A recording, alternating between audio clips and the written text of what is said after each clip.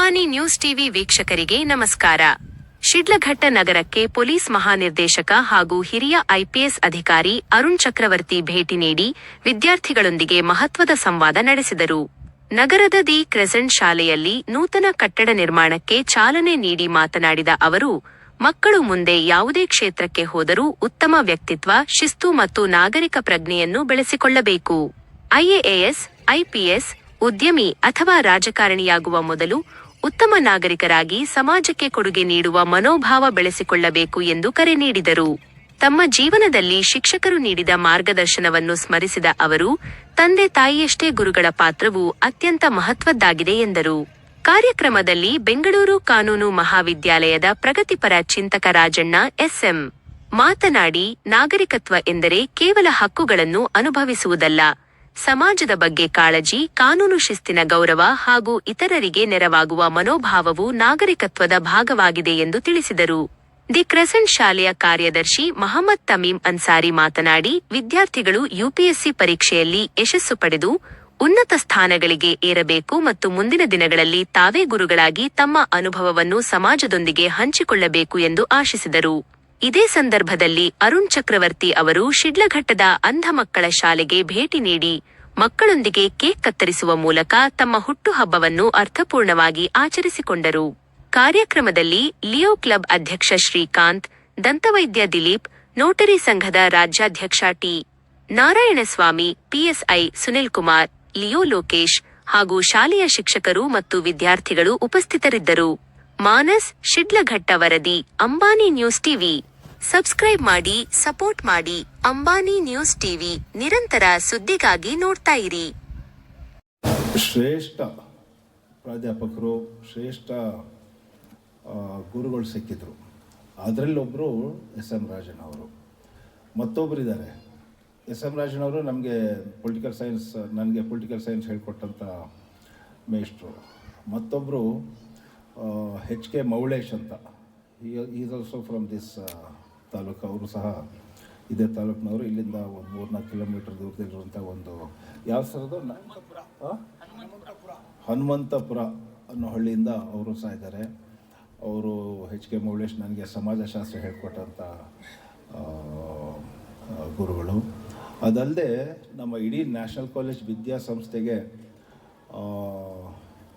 ಎಲ್ರಿಗೂ, ಅಲ್ಲಿ ಓದೋರು ಇರ್ಬೋದು, ಟೀಚರ್ಸ್ ಇರ್ಬೋದು, ನ್ಯಾಷನಲ್ ಕಾಲೇಜಲ್ಲಿ ಯಾರು ಕಾಲಿಡ್ತಾರೋ ಅವರೆಲ್ರಿಗೂ ಮಹಾಗುರುಗಳಾದಂಥ ಡಾಕ್ಟರ್ H. ನರಸಿಂಹ ಸಹ ಇದೇ ಜಿಲ್ಲೆಯವರು. ಸೊ ಹಾಗಾಗಿ ನನ್ನ ಒಂದು ಬೆಳವಣಿಗೆಗೆ, ನನ್ನ ಒಂದು ವಿದ್ಯಾಭ್ಯಾಸಕ್ಕೆ, ನನ್ನ ಒಂದು ಸುಸಂಸ್ಕೃತ ಜೀವನಕ್ಕೆ ಬಹುಶಃ ಈ ಜಿಲ್ಲೆಗೆ ಭಾಳಷ್ಟು ದೊಡ್ಡ ನಂಟಿದೆ ಅಂತ ನನಗೆ ಇವತ್ತು ಅದು ಗೋಚರಿಸ್ತಾ ಇದೆ, ಅರಿವಾಗ್ತಾ ಇದೆ, ಮನವರಿಕೆ ಆಗ್ತಾ ಇದೆ. ಸೊ ಹಾಗಾಗಿ ನಾನು ಅವರೆಲ್ಲರಿಗೂ ಈ ವೇದಿಕೆ ಮೂಲಕ ನನ್ನ ಕೃತಜ್ಞತೆ ಮತ್ತು ಧನ್ಯವಾದಗಳನ್ನು ಸಲ್ಲಿಸ್ತಾ, ನೀವು ಸಹ ಮುಂದೆ ಒಂದು ದಿವಸ ಇಲ್ಲಿರುವಂತಹ ಟೀಚರ್ಸ್ ಇರ್ಬೋದು ಅಥವಾ ನಿಮ್ಮ ಗುರುಗಳಿರ್ಬೋದು, ಅವರ ಸಹಾಯ ಪಡೆದು, ಅವರ ಮಾರ್ಗದರ್ಶನ ಪಡೆದು ಮುಂದೆ ಸಹ ಒಳ್ಳೆಯ ಪ್ರಜೆಗಳಾಗಿ, ಒಳ್ಳೆಯ ಅಧಿಕಾರಿಗಳಾಗಿ ಸಮಾಜಕ್ಕೆ ನಿಮ್ಮಿಂದ ಒಂದು ಒಳ್ಳೆಯ ಕೆಲಸ ಆಗುವಂಥ ಒಂದು ಹುದ್ದೆ ಮತ್ತು ಸ್ಥಾನ ಸಿಗಲಿ ಅಂತ ಹಾರೈಸ್ತಾ ಇವತ್ತಿನ ದಿವಸ ನಾನು 2 ಮಾತು ಮುಗಿಸ್ತೀನಿ. 8th and 9th ಹೌದಾ? ಎರಡೇ? 8th, 9th, 10th. ಸರಿ, ಹಾಗಾದರೆ ನಾನು 1-2-3 ಪ್ರಶ್ನೆ ಕೇಳಬೇಕಂತಿದ್ದೀನಿ. ಉತ್ತರ ಕೊಡ್ತೀರಾ? ಕೈ ಮೇಲೆ ಮಾಡಬೇಕಷ್ಟೆ. ಭಾಳ ಸಿಂಪಲ್ ಆಗಿದೆ, ಬಟ್ ನೀವು ಉತ್ತರ ಕೊಡಬೇಕು. ಕರ್ನಾಟಕ ರಾಜ್ಯದ ಮುಖ್ಯಮಂತ್ರಿ ಯಾರು? ಕೈ ಮೇಲೆ ಮಾಡಬೇಕು ಗೊತ್ತಿರೋರು. ಬಂತು. ಹೇಳ್ರಿ, ನೀ ಹೇಳು. ಮುಖ್ಯಮಂತ್ರಿ ಯಾರು? ಹೇಳಿ. ಆ ಹುಡುಗಿ ಫಸ್ಟ್. ಏನಂತೆ? ಮೈಕ್ ಕೊಡ್ರಿ. has gone to stage by stage to the in the hierarchy. So hierarchy ಅಂತಂದರೆ ಲ್ಯಾಡರ್ ಅಂತ ಹೇಳ್ತೇವೆ ಅಡ್ಮಿನಿಸ್ಟ್ರೇಷನಲ್ಲಿ. hierarchy, now he is at the last hung of the hierarchy. Mr. Aruna Chakravarti, he has made very good name. I followed him. He got recently President Award also I got. I expected to expect more to him till his what you call retirement. Well, I appreciate. I felt so happy for having invited here to come to this August function. I feel I also extend my thanks to Mr. Lokesh. I feel he has recognized me, I don't know in what way. ಸಾಲ್ ಇನ್ನು ಕರ್ಮ ಸಿದ್ಧಾಂತದಲ್ಲಿ ಇದು ಹಿಂದಿನ ಜನ್ಮದಲ್ಲಿ ಯಾವುದೋ ಒಂದು ಋಣ ಇರ್ತದೆ. ಆ ಋಣ ಇವಾಗ ಇವರು ಯಜಮಾನರು ಮತ್ತು ನಾವು ಒಂದು ಕಡೆ ಸೇರಿ ಕುತ್ಕೊಳ್ಬೇಕು ಅಂತಿದೆ. ಆ ಥರ ಆಗಿದೆ. ಇವಾಗ ನಾನು ಈ ಭಾಷಣಕ್ಕೆ ಒಂದು 2 ಮಾತು ಮಾತಾಡಬೇಕು ಅಂತ ಮಾತಾಡ್ತಾ ಇದ್ದೇನೆ. 2 ವಿಷಯ. ಸಿಟಿಸನ್ಶಿಪ್ ಅಂದರೆ ಏನು? ನಾವೆಲ್ಲ ಇವಾಗ ಪೌರತ್ವ ಅಂತ ಹೇಳ್ತೇವೆ. ಏನದು? What you mean by citizenship? Citizenship ಅಂತಂದರೆ ಅಕಾರ್ಡಿಂಗ್ ಟು ಸಿಟಿಸನ್ಶಿಪ್ ಆ್ಯಕ್ಟ್ ಅಂತ ಒಂದಿದೆ, ಕಾಯ್ದೆ. ಅದರ ಪ್ರಕಾರ the persons who are born in this country, may be Karnataka, may be Andhra Pradesh, may be anywhere in India, they are going to attain that citizenship by attaining 18 years. 18 ವರ್ಷ ತುಂಬಿದವರಿಗೆ citizenship ಅಂತ ಹೇಳ್ತಾರೆ. Before that they're all called as domiciles are subjects of Karnataka. ನಾವೆಲ್ಲ ಚಿಕ್ಕ ಮಕ್ಕಳೆಲ್ಲ ಇವರೆಲ್ಲ subjects of Karnataka. When they attain the age of puberty, in the sense 18 years, they get the citizenship of this country. Once they get the citizenship, ಆವಾಗ ಅವರಿಗೆ political rights ಬರ್ತವೆ. Political rights are 5 in number. 5 ರಾಜಕೀಯ ಹಕ್ಕುಗಳು ಯಾರು ಪಡಿತಾರೆ, they are called as citizens of India. ಅಮೇರಿಕಾದಲ್ಲಿ 2 citizenship ಬರ್ತದೆ, ಪೌರತ್ವ. ಅವರು ಹುಟ್ಟಿದ ಸ್ಟೇಟ್ಗೆ, ಅವರು ಅಮೇರಿಕಾಗೆ, USA-ಗೆ. ಇಲ್ಲಿ ಅಲ್ಲ, ಒಂದೇ ಸಿಟಿಸನ್ಶಿಪ್, ಒಂದೇ ಪೌರತ್ವ. ನಾವೆಲ್ಲ ಇಂಡಿಯನ್ಸ್ ಅಂತ. So we're all Indians. ಅದನ್ನು ದಾರಿಗೆ ತರಲಿಕ್ಕೆ 1976 ಭಾರತ ಸಂವಿಧಾನವನ್ನು ತಿದ್ದುಪಡಿ ಮಾಡಿದರು. 1976ರಲ್ಲಿ ಅದು 42ನೇ ಅಮೆಂಡ್ಮೆಂಟ್ ತಿದ್ದುಪಡಿ ಅಂತ ಹೇಳ್ತೀವಿ. ಅಲ್ಲಿ ಭಾರತ ಸಿಟಿಸನ್ಸ್ಗೆ 11 ಹಕ್ಕುಗಳು, ರೈಟ್ಗಳು ಕೊಟ್ಟಿದ್ದಾರೆ, ಕರ್ತವ್ಯಗಳು. ಆ ಕರ್ತವ್ಯಗಳು ಅವರು ಮಾಡಲೇಬೇಕಾಗ್ತದೆ. ಆ ಕರ್ತವ್ಯಗಳು ಮಾಡಲಿಲ್ಲ ಅಂದರೆ they will be punished by the court of law. So ಈ ಥರ ನಾನಾ ರೀತಿಯಂಥ ಜನರನ್ನು ಒಳ್ಳೆಯ ದಾರಿಗೆ ತರಬೇಕು ಮತ್ತು ಕಾನೂನನ್ನು ಪಾಲಿಸಬೇಕು ಅಂತ ಈ ರೂಲ್ಸ್ ಎಲ್ಲ ಮಾಡಿರ್ತಾರೆ. ನಾವು ಇದನ್ನೆಲ್ಲ ತಿಳ್ಕೊಳ್ಳದೆ ಜನಗಳು ಏನು ಮಾಡ್ತಾರೆ, ಏನೇನೋ ಮಾತಾಡ್ತಾರೆ, ಅದನ್ನು ಮಾಡಬಾರ್ದು. ದಟ್ ಈಸ್ ನ್ಯೂ ಸೆನ್ಸ್ ಅಂತ ಇರಿಸಿ. IPC ಪ್ರಕಾರ ನ್ಯೂ ಸೆನ್ಸ್ ಅಂತ. ಸಾರ್ವಜನಿಕ ನ್ಯೂಸೆನ್ಸು ಮತ್ತು ಖಾಸಗಿ ನ್ಯೂಸೆನ್ಸ್ ಅಂತ ಅಲ್ಲಿ ಮತ್ತೆ IPCನಲ್ಲಿ ಹೇಳ್ತಾರೆ. Section 399 and 400 speaks about nuisance. Defamation case ಅಂತ ಕೇಸ್ ಹಾಕ್ತಾರೆ. ಅದು IPCನಲ್ಲಿ ಕೂಡ ಕೇಸ್ ಬುಕ್ ಮಾಡ್ತಾರೆ. ಆದ್ದರಿಂದ ಪ್ರತಿಯೊಬ್ಬ ವ್ಯಕ್ತಿಗಳು ಕೂಡ 11 ಆ ಕರ್ತವ್ಯಗಳನ್ನು ತಿಳ್ಕೊಂಡು 11 ಕರ್ತವ್ಯಗಳನ್ನು ಎಲ್ಲರೂ ಪಾಲಿಸಬೇಕು. ಒಂದ್ಸರಿ ಮನುಷ್ಯ ಈ 11 ಕರ್ತವ್ಯಗಳನ್ನು ಪಾಲಿಸಿದರೆ ಮಾತ್ರ ಅವರು they will be called as very good citizens of this country. So you try to be citizens of this country by following 11 duties which are imposed over the citizens of this country. ಜನಗಳ ಮೇಲೆ ನಾವು 11 ಕರ್ತವ್ಯಗಳನ್ನು, ಡ್ಯೂಟಿಗಳನ್ನು ನಾವು ಏನು ಮಾಡಿದ್ದೇವೆ, ಹಕ್ಕುಗಳನ್ನು, ಕರ್ತವ್ಯಗಳನ್ನು ಅದನ್ನು ಪಾಲಿಸಬೇಕೆಂದು ನಾನು ಈ ಒಂದು ಸ್ಟೇಜ್ನಿಂದ ನಮ್ಮ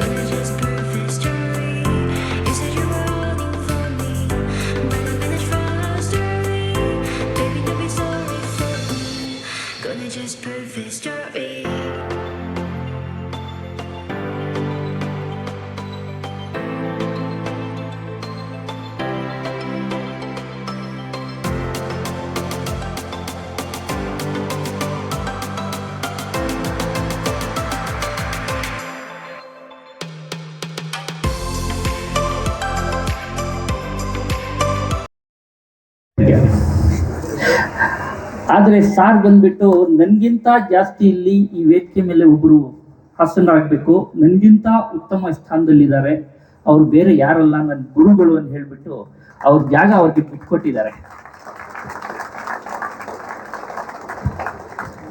ಅದಕ್ಕೆ ಭಗವದ್ಗೀತೆಯಲ್ಲಿ ಹೇಳ್ತಾರೆ, ಗುರು ಬ್ರಹ್ಮ, ಗುರು ವಿಷ್ಣು, ಗುರುದೇವು ಮಹೇಶ್ವರ ಅಂದ್ಬಿಟ್ಟು. ಗುರುಗಿಂತ ಬ್ರಹ್ಮ ಆಗಿರ್ಲಿ, ವಿಷ್ಣು ಆಗಿರ್ಲಿ, ಮಹೇಶ್ವರ ಆಗಿರ್ಲಿ, ದೇವ್ರು ಕೂಡ ಇಲ್ಲ. ಇವತ್ತು ನಿಮ್ಗೆ ಆ ಎಕ್ಸಾಂಪಲ್ ಗೊತ್ತಾಗ್ತಾ ಇದೆ. ನಮ್ಮ ಅರುಣ್ ಚಕ್ರವರ್ತಿ ಸರ್ ಅವರು ನಿಮ್ಗೆ ತೋರಿಸ್ಕೊಟ್ಟಿದ್ದಾರೆ. ಆಮೇಲೆ ನಮ್ಮ ಇಲ್ಲಿ ನಿಮ್ಮ ಶಿಕ್ಷಕರು ಕೂಡ ಮೀನ್ಸ್ ನಿಮ್ಮ ಇಲ್ಲಿ ಸಾರ್ಗೆ ದೊಡ್ಡ ಅಷ್ಟು ಗುರುಗಳಿಂದ ಶಿಷ್ಯರು ಅಂದ್ಬಿಟ್ಟು ಅದು ಕೂಡ ತೋರಿಸ್ಕೊಟ್ಟಿದ್ದಾರೆ. ಅದು ನನಗೆ ಒಂಥರ ಖುಷಿ ಆಯಿತು. ಆಮೇಲೆ ನಮ್ಮ ಶಿಲ್ಘಟ್ಟದಿಂದ ಅರುಣ್ ಚಕ್ರವರ್ತಿ ಸರ್ಗೆ ಇಬ್ಬರು ಟೀಚರ್ಸ್ ಪಾಠ ಮಾಡಿದಾರಂತೆ. ಅದು ನಮ್ಮ ಸೌಭಾಗ್ಯ. ಒಬ್ಬ IAS IPS ಆಫೀಸರ್ಸ್ಗೆ ನಮ್ಮೂರಲ್ಲಿ ನಮ್ಮ ತಾಲ್ಲೂಕಲ್ಲಿ ಇಂಥ ಶಿಕ್ಷಕರಿದ್ದಾರೆ, ಅವ್ರು ಪಾಠ ಮಾಡಿ ಅವ್ರು IAS IPS ಆಫೀಸರ್ ಮಾಡಿದ್ದಾರೆ ಅಂದರೆ ನಮ್ಮ ಊರಿಗೆ ಒಂಥರ ಕೀರ್ತಿ ತಂದಿರೋ ಮಾತಿದು. ಈ ದಿನ ನಮಗೆ ಗೊತ್ತಾಯಿತು, ತುಂಬ ಖುಷಿ ಆಗ್ತಾ ಇದೆ. ನಾವು ಒಂದು ಶಾಲೆ ನಡೆಸ್ತಾ ಇದ್ದೀರಿ. ನಿಮ್ಮಲ್ಲಿ ಯಾರು IAS ಆಗ್ತಾರೋ ಯಾರು IPS ಆಗ್ತಾರೋ ನಮಗೂ ಗೊತ್ತಿಲ್ಲ. ಆದರೆ ಮುಂದಿನ ದಿನಗಳಲ್ಲಿ UPSC ಕ್ರ್ಯಾಕ್ ಮಾಡಿ ಒಂದು ದೊಡ್ಡ ಸ್ಥಾನಕ್ಕೆ ಹೋಗುತ್ತಾ ಇರುವ ಮಕ್ಕಳ ಜೊತೆಯಲ್ಲಿ ನಾನು ಜನರ ಜೊತೆಯಲ್ಲಿ ಮಾತಾಡ್ತಾ ಇದ್ದೀನಿ ಅಂದರೆ ನನಗೆ ತುಂಬ ಖುಷಿ ಆಗ್ತಾ ಇದೆ. You are going to become doctors, engineers, lawyers, judges, IAS officers, IPS officers, prime minister ಆಗ್ಬೋದು, ಹೇಳೋಕ್ಕಾಗಲ್ಲ. ಆ್ಯಕ್ಚುಲಿ ನಿಮ್ಮಿಂದ ನಾವು ಭಯ ಬೀಳಬೇಕು, ಮುಂದೆ ನೀವು ಏನಾಗ್ತಿರೋ. ಇವತ್ತು ತುಂಬ ಖುಷಿಯಾದ ಸಂಭ್ರಮ. ಒಂದು ರಾಜಣ್ಣ ಸರ್ ಬಂದಿರೋದು, ಆಮೇಲೆ ಅವರು favourite student sir Arun Chakravarthi sir ಬಂದು ಪಕ್ಕದಲ್ಲಿ ಕೂತಿರೋದು ಒಂಥರ ಖುಷಿಯಾದ ಸಂತೋಷದ ವಿಚಾರ ಇದು. ನಾಳೆ ದಿನ ನಾನು ಐ ಹೋಪ್ ನಿಮ್ಮಲ್ಲಿ ಯಾರೋ ಒಬ್ಬರು ಬಂದುಬಿಟ್ಟು ನನ್ನ ಜೊತೆಲಿ ಈ ಥರ ಡಯಾಸ್ ಶೇರ್ ಮಾಡ್ಕೊತೀರಿ ಅಂದ್ಬಿಟ್ಟು ಇದೇ ಶಾಲೆಯಲ್ಲಿ ನಾನು ಆಸೆ ಬೀಳ್ತೀನಿ. ಮತ್ತು ಆ ದಿನ ನನಗೆ ಖುಷಿ ತರ್ತೀರಿ ಅಂದ್ಬಿಟ್ಟು ಐ ಹೋಪ್ ಸೊ.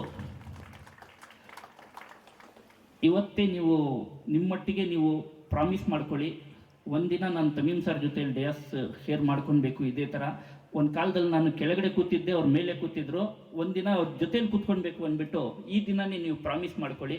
ಖಂಡಿತ ಅದು ಮಾಡೋದಕ್ಕೆ ಸಾಧ್ಯ. ಇಷ್ಟು ಹೇಳಿ ನಾನು ನನ್ನ ಮಾತನ್ನು ಮುಗಿಸ್ತೀನಿ. ನೀವು ಟೀಚರಾ? ಏನೆಲ್ಲ ಪಾಠ ಮಾಡ್ತೀರಾ? Course subjects Kannada, English, economics, ಅಂದರೆ ಮಕ್ಕಳಿಗೆ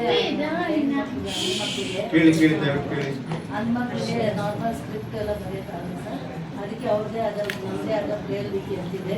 ನಾವು as a blind Khan blind ಆಗಿದ್ರು ನಾವು DED ಓದಿ DED ಎಲ್ಲ ಮಾಡಿಕೊಂಡು ನಾವು ಕೆಲಸ ಮಾಡ್ತಾಯಿದ್ದೀವಿ ಸರ್. ಅವ್ರಿಗೆ ಬ್ಲೈಂಡ್ ಎಸೆನ್ಸಿಯಲ್ ಆಗಿರ್ಬೇಕು ಸರ್.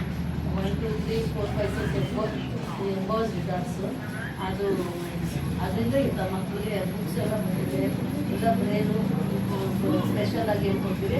ಬ್ರೈಲ್ ಆದಮೇಲೆ ಈ ಇಂಗ್ಲೀಷು, ಕನ್ನಡ, ಬ್ರೈಲ್ ಲಿಪಿಯಲ್ಲಿ ಓದ್ತಕ್ಕಂಥದ್ದು ಬರೀತಕ್ಕಂಥದ್ದು ಬ್ರೈಲ್ ಬುಕ್ಸೇ ಬರ್ತದೆ.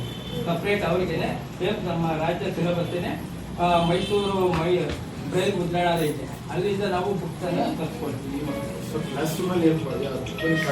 ಹೌದೌದು ಸರ್, ಅವರಿಗೆ ಪಾಠ ಸಪ್ರೇಟ್ ಅವರಿಗೆ ಬ್ರೈಲ್ನೇ ನಾವು ಕಲಿಸ್ಬೇಕು ಮಕ್ಕಳಿಗೆ. ಯಾಕೆಂದ್ರೆ ಅವ್ರಿಗೆ ಮುಟ್ಟಿ ನೋಡಿ ಹೇಳ್ತಕ್ಕಂಥದ್ದು ಬ್ರೈಲ್.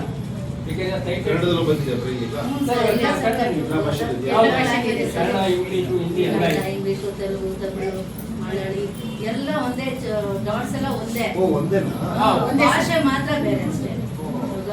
ಕಾಡಫೋ, ನಾನಾಡ, ಕನ್ನಡ, ENG ಎಲ್ಲ SH ಇಂಗ್ಲೀಷ್ ಕಲ್ತಿದ ನಂತರ ಅವರು ಬರೆಯೋಕ್ಕೆ ಸ್ಟಾರ್ಟ್ ಆಗುತ್ತೆ. ಇಲ್ಲಾಂದರೆ ಫಸ್ಟ್ ಸಿಸ್ಟರ್ಸ್ನಿಂದ ಆಮೇಲೆ ಒಂದು A1 B1 C1 4 ಆ ಥರ.